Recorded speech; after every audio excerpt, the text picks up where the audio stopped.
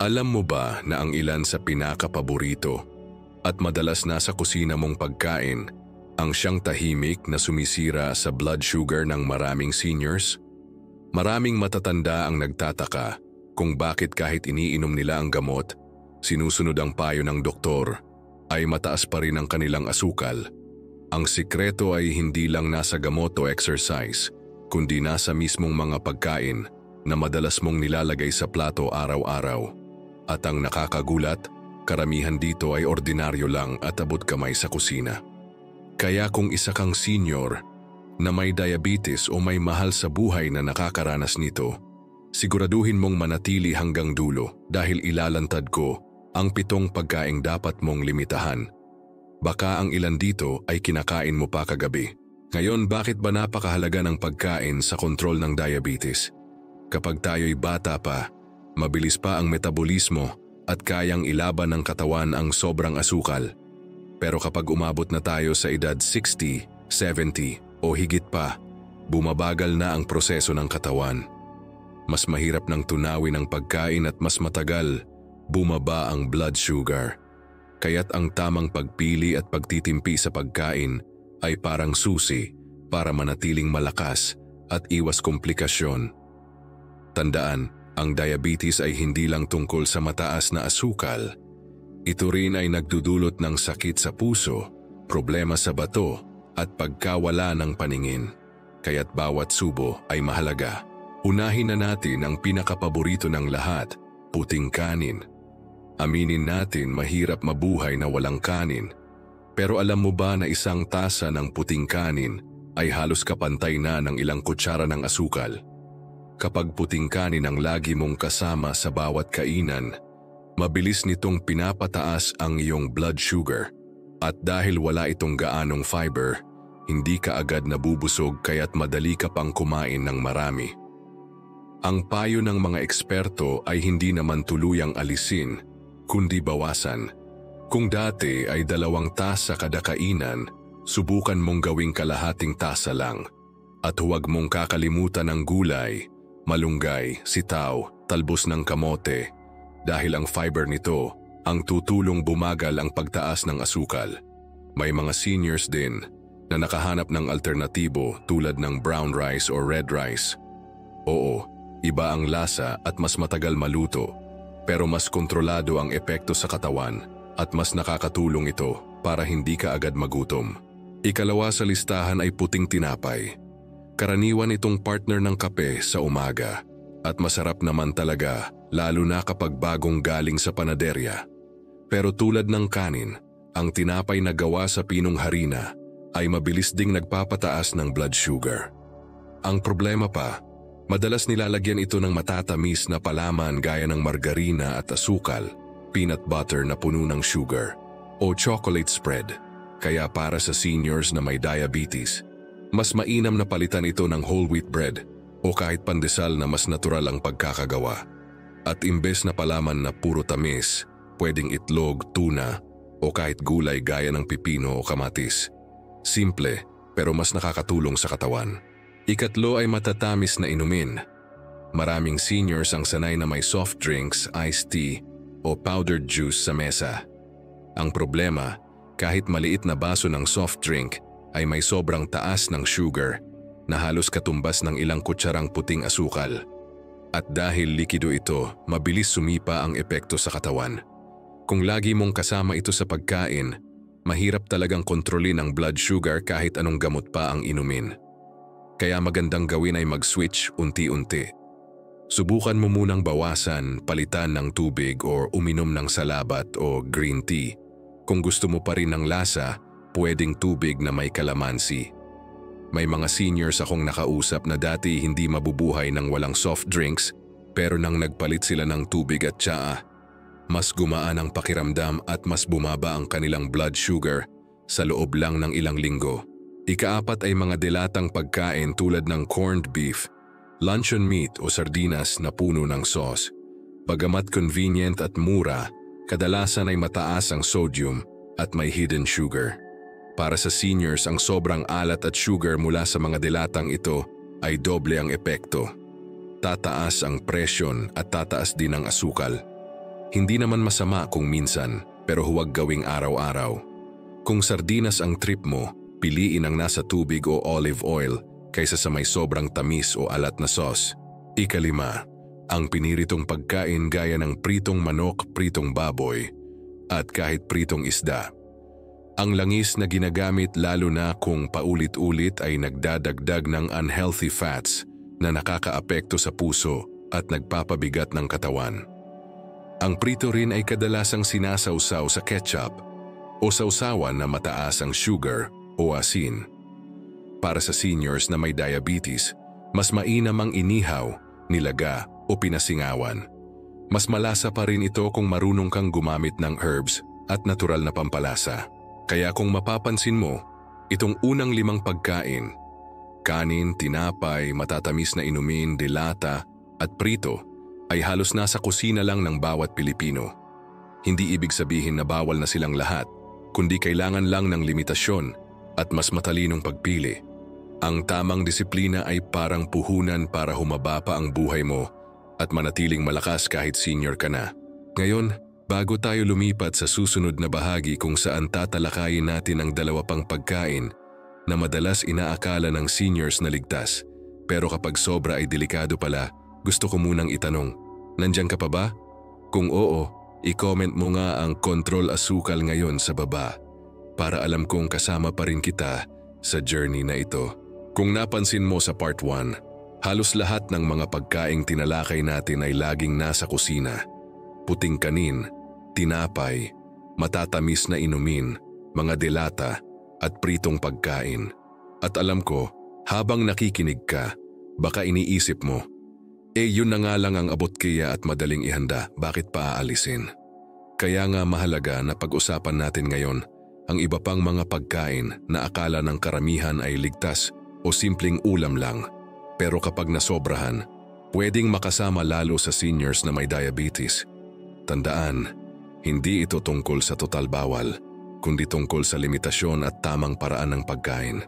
Isa sa mga madalas na paborito ng mga matatanda ay ang matatamis na prutas. Oo, natural ang tamis nila at maraming sustansya. Pero kapag may diabetes ka, hindi ibig sabihin na unlimited ka na sa pagkain ng mangga, saging, o ubas. Halimbawa, isang hinog na mangga ay halos katumbas ng ilang kutsarang asukal. Kapag nakasanayan mong kumain ng 2 mangga sa merienda, tataas agad ang blood sugar mo. Ang sikreto dito ay portion control. Hatiin ang prutas at gawing pantulong lang, hindi main dish. Kung gusto mo ng mangga, kalahati lang at sabayan ng high fiber na pagkain para bumagal ang pagsipsip ng asukal sa katawan. Ang iba, mas pinipili ang mansanas, peras o bayabas dahil mas mabagal ang epekto nito sa blood sugar kumpara sa mga sobrang matatamis na prutas. Ikalawa ay ang processed meat gaya ng longganisa, hotdog, tocino at ham. Alam kong paboritong almusal ito ng maraming Pinoy lalo na kapag may pritong itlog at sinangag. Pero ang problema, bukod sa mataas sa sodium at preservatives, karamihan dito ay may halong sugar para sa lasa. Ang tocino halimbawa ay halos puro tamis at alat na parehong delikado sa seniors na may diabetes at mataas ang presyon. Ang hotdog at ham naman ay loaded sa nitrites at unhealthy fats na maaaring makasama rin sa puso. Hindi ibig sabihin ay wala ka ng almusal na masarap. Pwede ka pa rin ng itlog, tinapa o inihaw na isda. Kung talagang gusto mo ng longganisa, piliin ang lokal na gawa sa bahay na hindi masyadong puno ng additives at kumain lang ng paminsan-minsan, hindi araw-araw. Ikatlo ay ang mga sausawan at pampalasa. Marami ang hindi nakakapansin dito dahil maliit lang ang itsura sa plato, pero malaki ang epekto sa katawan. Ketchup, toyo, banana sauce, at pati na ang mga ready-made gravy ay kadalasang mataas sa sugar at sodium. Kung napapansin mo, isang kutsara lang ng banana ketchup ay may halos 1 kutsarang asukal na agad. Kapag lagi mong sinasawsaw ang bawat subo, hindi mo namamalayan na dinadagdagan mo ang blood sugar mo ng paulit-ulit. Ang payo ng mga nutritionist ay gumamit ng natural na pampalasa gaya ng kalamansi, paminta, luya o sibuyas. Hindi lang mas natural, mas masarap pa sa pagkain kapag nasanay ka.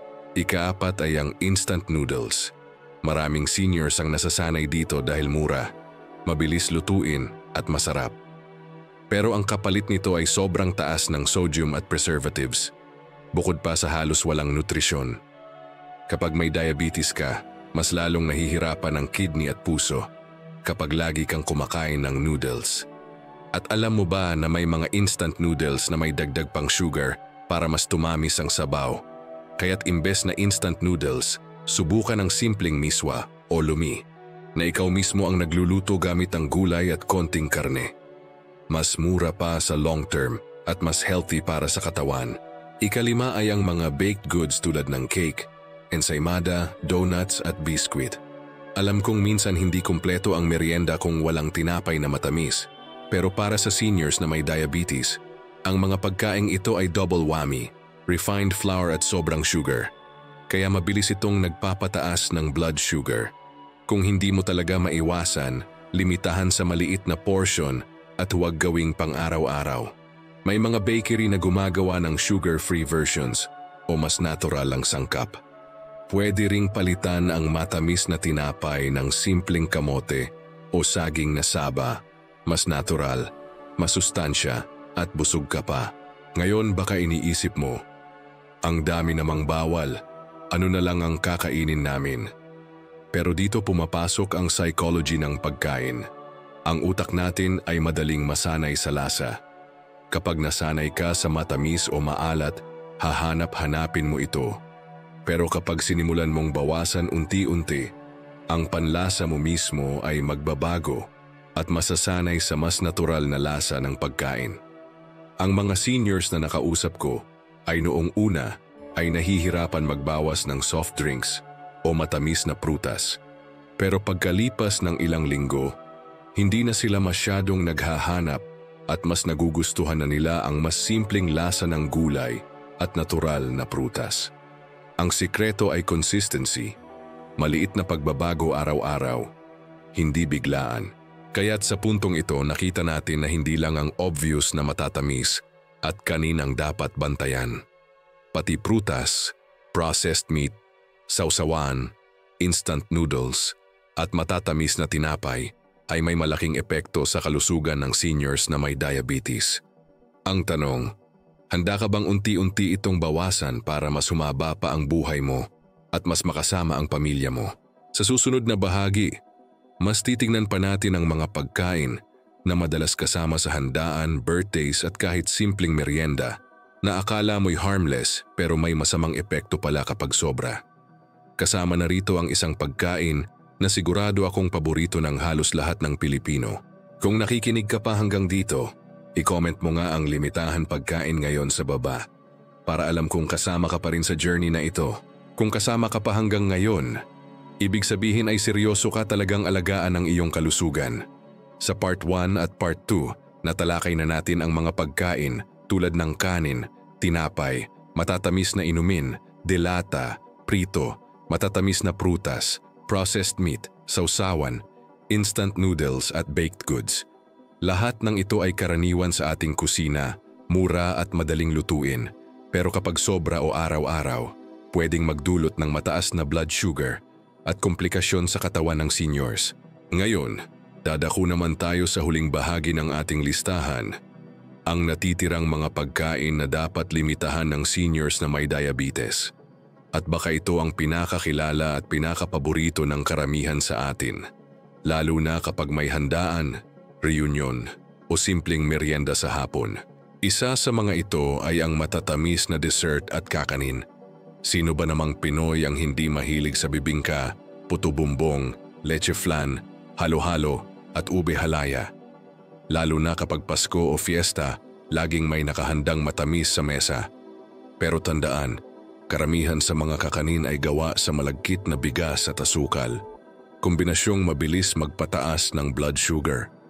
Ang halo-halo, kahit masarap at malamig, ay kombinasyon ng condensed milk, asukal, gulaman at matamis na prutas. Kapag senior ka na, lalo na kung may diabetes, mas mabuting tikman lang ng kaunti imbes na isang buong plato o mangkok. Ang payo ng mga doktor ay huwag alisin ang lahat ng saya, pero limitahan sa maliit na porsyon at huwag gawing araw-araw.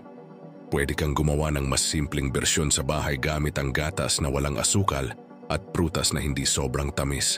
Ikadalawa ay ang maalat na chichirya at junk food. Maraming seniors ang nahihilig dito, lalo na kapag nanonood ng TV, nagkukwentuhan sa kapitbahay o may bisita. Ang problema, karamihan sa mga chichirya ay mataas sa asin, mantika at minsan may halo pang sugar. Bukod sa pagtataas ng asukal, nakakadagdag pa ito sa panganib ng high blood pressure at sakit sa puso. Tandaan na kapag may diabetes, mas madali ka ring tamaan ng komplikasyon sa kidney at puso. Kaya't ang sobrang alat at mantika ay mas delikado. Kung gusto mo talagang may ngat-ngatin, subukan ang mani o butong pakwan na hindi maalat o kaya'y sariwang gulay sticks gaya ng pipino at carrots. Hindi kasing sarap ng chichirya sa umpisa, pero mas gagaan ang katawan mo sa kalaunan. Ikatatlo ay ang alak at matatapang na inumin. Maraming seniors ang nagsasabing konti lang naman kapag may handaan o reunion. Pero kahit maliit na baso ng alak ay pwedeng makialam sa gamot sa diabetes at makapagdulot ng biglang pagbaba o pagtaas ng blood sugar. Ang alak ay mataas din sa calories at maaaring makasama sa atay at puso. Kung hindi mo talaga maiwasan, dapat ay may basbas ng iyong doktor at dapat ay sobrang limitadong dami lamang. Mas mainam pa rin na umiwas para hindi madagdagan ng komplikasyon. Mas ligtas at mas nakakapresko ang tubig, tsaa o natural na juice na walang halo ng asukal. Kung mapapansin mo, ang buong listahan ng 7 pagkain ay pawang bahagi ng ating kulturang Pinoy at bahagi ng ating pang-araw-araw na pamumuhay. Kaya't hindi ito usapang bawal lahat, kundi usapang kontrolado at may disiplina. At dito pumapasok ang pinakamahalagang bahagi. Paano mo gagawin ito nang hindi ka nahihirapan o parang deprived? Una, tandaan na hindi kailangang biglaan ang pagbabago. Kung sanay ka na kumain ng 2 tasa ng kanin, gawing 1.5 muna. Kung araw-araw kang umiinom ng soft drinks, gawing every other day muna hanggang sa masanay ka sa tubig. Kapag unti-unti mong binago ang iyong nakasanayan, hindi ka mabibigla at mas madali kang magtatagumpay. Ikalawa, palitan mo ng masustansya ang mga pagkain na nililimitahan mo. Kung bawas ka sa puting kanin, dagdag ka sa gulay. Kung bawas sa tinapay na puti, dagdag sa whole wheat o kamote. Kung bawas sa matamis na dessert, dagdag sa prutas na hindi sobrang tamis. Kapag nakikita ng isip mo na may kapalit pa rin, hindi ka makakaramdam ng kawalan. Ikatlo, isama ang pamilya sa iyong pagbabago. Sabihin sa kanila na hindi ito simpleng diet lang, kundi bahagi ng iyong laban para humaba pa ang buhay at makasama sila. Maraming seniors ang nagsasabing mas madali silang nagtatagumpay kapag may suporta ng pamilya dahil sabay-sabay silang nagbabago ng pagkain sa bahay. At isipin mo, kapag nakita ka ng apo mong mas kumakain ng gulay kaysa soft drinks, baka siya mismo ay matutong kumain ng mas tama. Ika-4, i-reward mo ang sarili mo hindi sa pagkain kundi sa ibang paraan. Kapag nakayanan mong iwasan ang soft drinks ng 1 linggo, bigyan mo ang sarili mo ng bagong libro o oras na makausap ang kaibigan. Ang utak natin ay naghahanap ng gantimpala. Kaya't kapag natutunan mong magbigay ng reward na hindi pagkain, mas tatagal ang iyong disiplina. Sa puntong ito, nakumpleto na natin ang buong listahan ng 7 pagkain na dapat limitahan ng seniors na may diabetes. At sana, hindi mo ito marinig bilang puro bawal, kundi bilang paalala na may kapangyarihan kang kontrolin ang iyong kalusugan. Ang bawat pagbabawas, bawat maliit na pagpipigil ay dagdag taon sa iyong buhay. Hindi ba't mas sulit iyon kaysa sa pansamantalang sarap? Kaya't habang tinatapos natin ang part 3 na ito, gusto kong itanong sa iyo, handa ka bang simulan ang unti-unting pagbabago, kahit maliit lang, para sa mas malakas na katawan at mas mahabang buhay?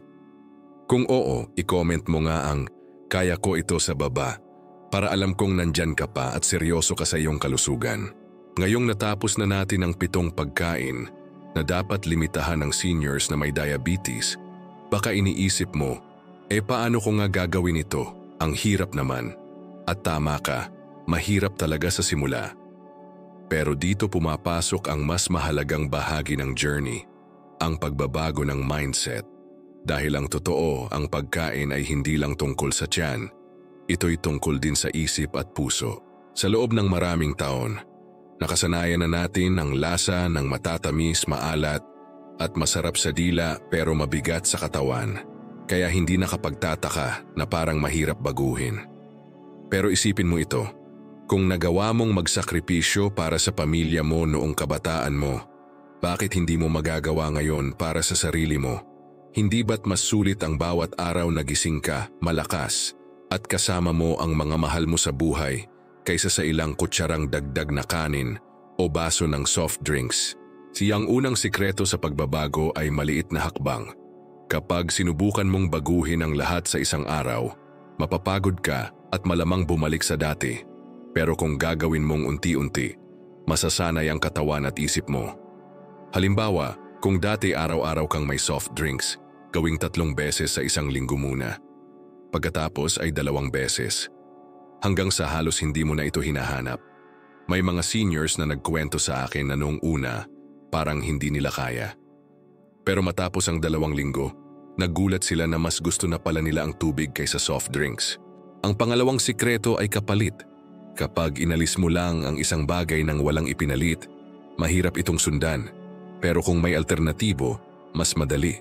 Kung bawas ang kanin, dagdag gulay. Kung bawas ang tinapay, dagdag kamote o saba. Kung bawas ang dessert, dagdag mansanas o bayabas. Kapag nakikita ng isip mo na hindi ka nagkukulang, mas madali kang susunod. Ang pangatlong sikreto ay suporta ng pamilya. Alam mo ba na mas malaki ang tsansa ng seniors na magtagumpay sa diet at lifestyle changes kapag kasama ang pamilya? Dahil kung ikaw lang ang nagbabago, pero ang iba sa bahay ay kumakain pa rin ng pritong baboy o matatamis, mahirap talagang tiisin. Kaya't maganda kung ipapaliwanag mo sa kanila. Ginagawa ko ito para mas humaba ang buhay ko at makasama pa kayo. Kapag nakita ng pamilya mo ang effort mo, baka sila na mismo ang mag-adjust at sumabay sa iyo. Hindi lang ikaw ang magiging healthy, kundi pati sila. Ang pang-apat ay pagtanggap na hindi perpekto. May mga araw na madadapa ka. May mga okasyon na kakain ka ng dessert. Makakatikim ka ng pritong manok o makakainom ng soft drinks. At alam mo, okay lang iyon. Basta hindi araw-araw at basta bumabalik ka sa tamang landas pagkatapos. Huwag mong sisihin ang sarili mo kung minsan ay nadadala ka ng handaan o reunion. Ang mahalaga ay bumawi ka kinabukasan. Ngayon, pag-usapan natin ang psychology ng cravings. Ang utak natin ay may reward system. Kapag kumakain tayo ng matatamis, naglalabas ang utak ng dopamine, isang chemical na nagpapasaya. Kaya kahit hindi ka gutom, gusto mo pa rin kumain ng cake o soft drinks dahil sa pakiramdam ng reward. Pero alam mo ba na pwede mong palitan ito ng ibang reward? Halimbawa, kapag nakayanan mong hindi uminom ng soft drinks sa loob ng 1 linggo, bigyan mo ang sarili mo ng ibang gantimpala. Tulad ng bagong libro, paglalakad sa park, o pakikipagkita sa kaibigan. Kapag natutunan mong palitan ng gantimpala, masasanay ang utak mo na hindi lang sa pagkain nakukuha ang saya. Isa pang mahalagang prinsipyo ay pagbabago ng environment. Kung lagi kang may stock ng soft drinks sa ref, madali kang matutukso. Pero kung tubig lang at prutas ang laging nasa harap mo, iyon ang pipiliin mo. Kung may dilata palagi sa kusina, iyon ang lulutuin mo. Kaya't simple lang ang solusyon. Alisin o bawasan ang tukso sa paligid mo at palitan ng masustansyang alternatibo. Tandaan, mas madali ang disiplina kapag ang environment mo ay nakakatulong sa iyo, hindi kumakalaban. At syempre, huwag kalimutan ang importansya ng galaw.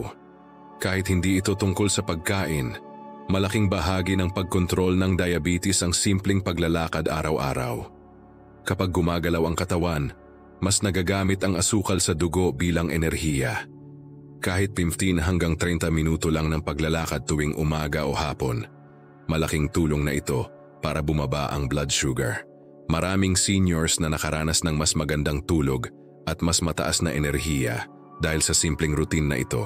May isa akong nakausap na lolo na 72 years old. Sabi niya, sanay siyang kumain ng 2 tasa ng kanin kada kainan at uminom ng soft drinks araw-araw. Nang malaman niyang may diabetes siya, nahirapan siyang baguhin ang lifestyle niya. Pero nagsimula siya sa maliit.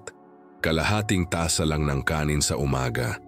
Tubig lang imbes na soft drinks. Pagkatapos ng 2 linggo, nagawa na niyang bawasan pa.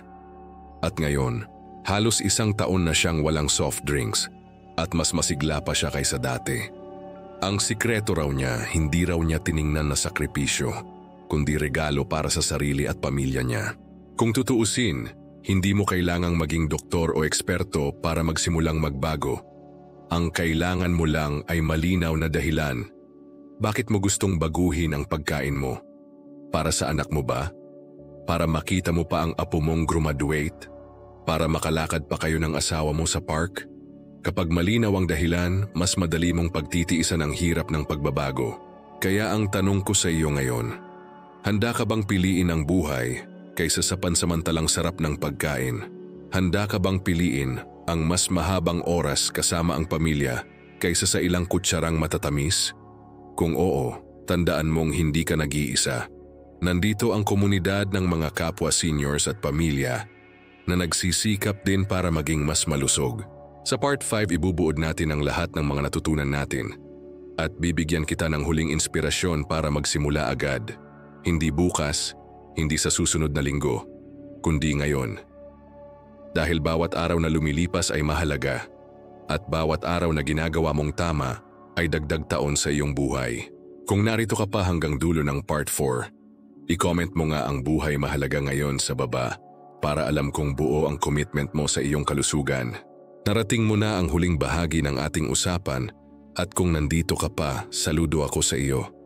Hindi lahat ay nagtatagal ng ganito kahaba para makinig at ibig sabihin lang nito ay seryoso ka talagang alagaan ang sarili mong kalusugan. Sa mga nakaraang bahagi, pinag-usapan natin ang 7 pagkain na dapat limitahan ng seniors na may diabetes. Puting kanin, tinapay na gawa sa pinong harina, matatamis na inumin, mga dilatang pagkain, piniritong pagkain, matatamis na prutas, processed meat, sausawan at pampalasa, instant noodles, baked goods, matatamis na dessert at kakanin, maalat na chichirya, at syempre, alak at matatapang na inumin. Baka iniisip mo ngayon, napakarami pala ng dapat bawasan. Parang wala na akong pwedeng kainin. Pero ang totoo, napakaraming masustansya at masarap na alternatibo. Hindi ito tungkol sa pagbabawal, kundi sa pagpipigil at tamang pagpili. Tandaan, ang tunay na layunin ay hindi lang pababain ang blood sugar mo ngayon, kundi para mapanatili ang iyong kalakasan at sigla para mas matagal kang makasama ng iyong pamilya. Mahalagang maalala na hindi perpekto ang proseso. May mga araw na magtatagumpay ka at may mga araw na madadapa ka. Kapag dumating ang okasyon na nakakain ka ng dessert o nainom ng soft drinks, huwag mong isipin na tapos na ang lahat. Isipin mo lang na iyon ay isang hakbang pabalik, pero may pagkakataon ka ring sumulong muli kinabukasan. Ang mahalaga ay bumangon at bumalik sa tamang landas. Ang susi ay consistency. Kahit maliit lang ang pagbabago, kapag paulit-ulit mong ginagawa, nagiging malaking resulta ito sa paglipas ng panahon. Parang pagtatanim ng puno, hindi mo agad makikita ang bunga. Pero habang inaalagaan mo araw-araw, lalaki ito at magbibigay ng lilim at prutas sa hinaharap. Ganoon din ang kalusugan, ang bawat basong tubig na pinili mo kaysa soft drinks, ang bawat gulay na isinama mo sa plato, at ang bawat pagkakataong nilimitahan mo ang kanin. Lahat ng ito ay parang butil na itinatanim mo para sa mas mahabang buhay. Gusto kong ipaalala sa iyo na hindi mo kailangang gawin ito mag-isa. Kasama mo ang iyong pamilya, mga kaibigan, at pati na rin ang mga taong tulad natin na nag-aalala sa kalusugan ng seniors. Kapag nahihirapan ka, huwag kang matakot humingi ng tulong. Sabihin mo sa pamilya mo, Tulungan niyo akong bawasan ang matatamis. Kapag nakaramdam ka ng tukso, alalahanin mo ang mga dahilan kung bakit mo ito ginagawa. Para makasama pa ang apo mo, para makalakad pa sa umaga, para makapagsimba pa tuwing linggo, para makasama pa ang iyong asawa sa simpleng hapunan. May isa akong nakilalang lola na 75 years old. Noong una, hirap na hirap siya dahil sanay siya sa 2 tasa ng kanin at palaging may matamis na dessert sa hapon. Nang sinabi ng doktor niya na delikado na ang blood sugar niya, nagdesisyon siyang magbago. Hindi agad, kundi dahan-dahan. Una, binawasan niya ang kanin, pagkatapos tinanggal niya ang soft drinks. Pagkalipas ng 6 na buwan, hindi lang bumaba ang kanyang blood sugar, mas magaan din ang kanyang katawan, mas nakakatulog siya ng mahimbing, at mas masigla siya. Sabi niya, akala ko noon puro bawal ang magpapahaba ng buhay ko. Pero ngayon, alam ko na, disiplina pala ang tunay na gamot. At baka ganun din ang maramdaman mo. Sa umpisa, mahirap. Pero habang tumatagal, makikita mo na mas nagiging natural na lang ang pagpili ng masustansya kaysa sa bawal. Mas mararamdaman mong kontrolado mo ang sarili mo at mas may kapangyarihan ka. Hindi ba't masarap sa pakiramdam na alam mong may ginagawa kang tama para sa sarili mo? Kaya ngayon gusto kong bigyan ka ng hamon. Simulan mong piliin ang 1 o 2 bagay mula sa listahan na kaya mong bawasan ngayong linggo. Huwag lahat agad, isang maliit na hakbang lang. Halimbawa, kung sanay ka sa soft drinks araw-araw, bawasan mo muna ng 2 araw. Kung sanay ka sa tinapay na puti, palitan mo ng wheat bread kahit 2 beses sa isang linggo. Ang maliit na hakbang na ito, kapag sinundan mo ng paulit-ulit, ay magiging malaking tagumpay sa hinaharap. Sa dulo ng lahat, ang mensahe ko para sa iyo ay simple lang. Mahalaga ang buhay mo. Huwag mong ipagpalit ang dagdag taon sa piling ng pamilya mo para lang sa pansamantalang tamis o alat ng pagkain. May kapangyarihan ka at nasa kamay mo kung gagamitin mo ito para mas humaba at mas gumanda pa ang iyong mga taon. Kaya kung narito ka pa hanggang dulo ng video na ito, gusto kong sabihin na saludo ako sa iyo. Hindi lahat ay may tiyaga at determinasyon na makinig at matuto ng ganito kahaba. At dahil nandito ka pa, alam kong kaya mong gawin ang mga pagbabago para sa sarili mo. Hindi mo man makontrol ang lahat, pero kaya mong kontrolin ang bawat subo na pumapasok sa bibig mo. At iyon ang pinakamalakas na sandata mo laban sa diabetes. Kung may natutunan ka ngayon, huwag kalimutang mag-iwan ng komento. Gusto kong malaman, alin sa mga pagkaing ito ang pinakamahirap mong limitahan at bakit? Ang sagot mo ay pwedeng makatulong din sa ibang seniors na nakikinig. At syempre, huwag mong kalimutang pindutin ang like button at i-subscribe ang channel na ito para mas marami ka pang matutunang tips para sa kalusugan at mahabang buhay. At higit sa lahat, tandaan, hindi mo kailangang maging perpekto. Ang mahalaga ay nagsimula ka at patuloy kang sumusubok araw-araw dahil bawat araw na ginagawa mo ito ay dagdag lakas, dagdag sigla at dagdag pag-asa para sa mas mahabang buhay. Kung kasama ka pa hanggang dulo, i-comment mo nga ang mas mahabang buhay sa baba para alam kong buo ang commitment mo hanggang sa huli.